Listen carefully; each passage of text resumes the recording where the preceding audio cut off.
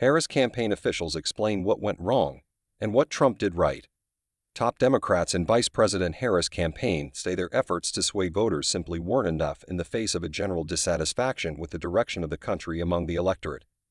Officials who work on the campaign offered a postmortem to the Washington Post on Thursday, saying that former President Trump also took advantage of new media opportunities that Harris left mostly untouched.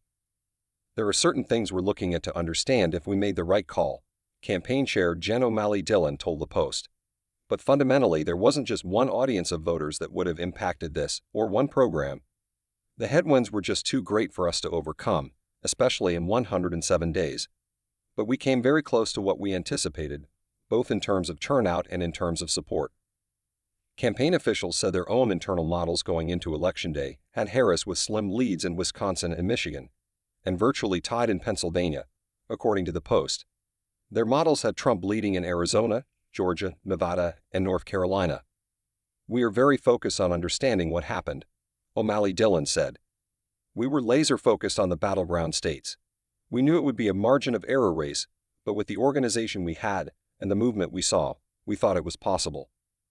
Campaign officials, speaking on condition of anonymity, also credited the Trump campaign and GOP in general for increasing their outreach to young men across the U.S.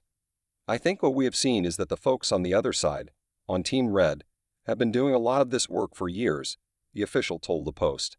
"And there's just like a lot of ground for us to make up in, where young men in particular are going to receive their information, particularly young men who are explicitly not looking for political content." During the campaign, Trump and his running mate, Senator J.D. Vance, made regular appearances on wide-reaching podcasts with major personalities, many of them comedians like Theo Vaughn and Tim Dillon. That culminated with Trump and Vance having near back-to-back appearances on the largest podcast in the world, The Joe Rogan Experience, just before Election Day. Harris made an attempt at similar forms of media with her appearance on the Call Her Daddy podcast, which appeals far more to young women. "We are not here to tell you everything was perfect," O'Malley Dillon said. "We lost. But some of the ascribing the loss to singular things, like if we had just done an interview with Joe Rogan, then that would have solved the problem with young men. That is too simplistic and doesn't solve anything, and certainly doesn't solve the path forward."